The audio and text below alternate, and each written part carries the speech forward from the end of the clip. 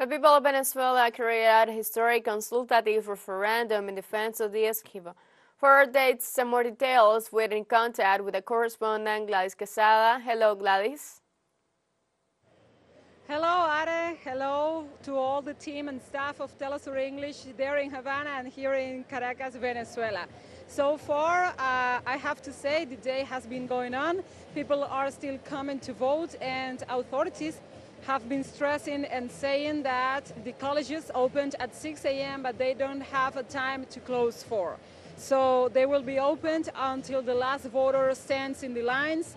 So this is going to be a long voting day. The results are expected around midnight, but so far this is how the day is developing.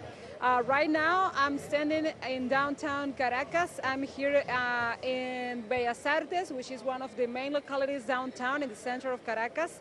And people is still coming here. People is enjoying the summer, I beg your pardon, the Sunday, and the heat of the day, because the nights are super cold in the morning also, but right now there is a warm weather.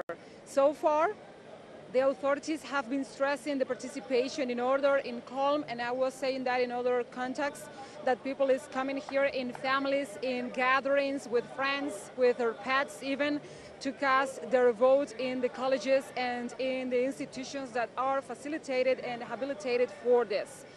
So far also they have been receiving instructions on how to vote and how to come here and answer the five main questions of this ballot in the referendum. Let's see now how they can respond to this, how they can answer, and which one are the 5 questions of this ballot box. Let's go.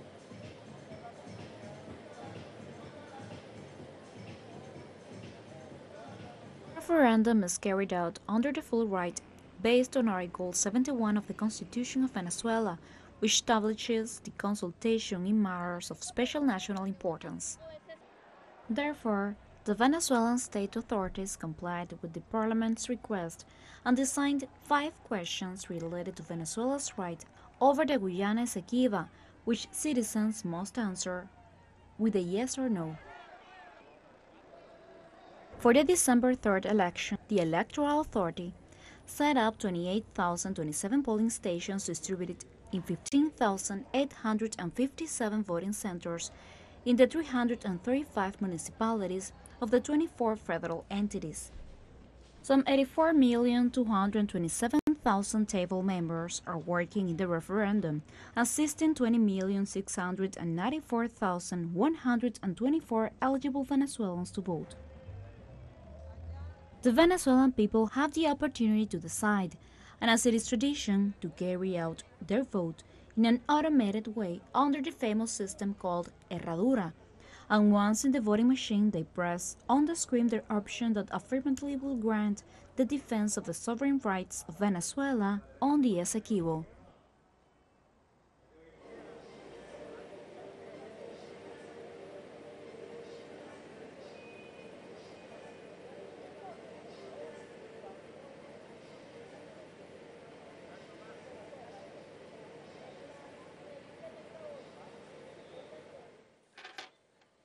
And thank you, Gladys Quesada, for reporting for us. We have problems right now with the communication. And Gladys, we don't have communication right now. Do you listen to me? I'm back. Yeah, I can hear you. I had issues with the reception of the sound. But yeah, I'm still here and I'm active. I'm watching the ambience, the people, the crowds, and also the people that is moving in and out of the colleges and also that are coming to vote. I wanted to say you that also the authorities have been touring all the voting centers, and also they have been accompanied by the observers of this process. They are coming from all over the world and they have a voice. They are accompanying the process also, and they are verifying the legality, the transparency, and all the expedite process regarding the voting day. I invite you to also hear what had to say one of them. Let's listen. This is the first time I had participated as an observer, and I'm really impressed by the fact that there's a system of verification that it seems to me is quite good. It's going to mean that any kind of electoral fraud is going to be practically impossible, because there's a verification on the basis of the digital vote as well as the digital electronic as well as the paper. And there's the comparison between the two. If there's any discrepancy, that'll become quite apparent. And so I think that this system is superior to the system in a lot of countries. I know in the United States it's electronic. I don't think there's the counterpart of the manual voting or the verification on the basis of manual and electronic. I'm not sure about that in the case of the United States, but what is evident here is that electoral fraud is virtually impossible. So, Ara, this is so far the opinion of one of the observers, but also other observers that had the opportunity to interview in Spanish.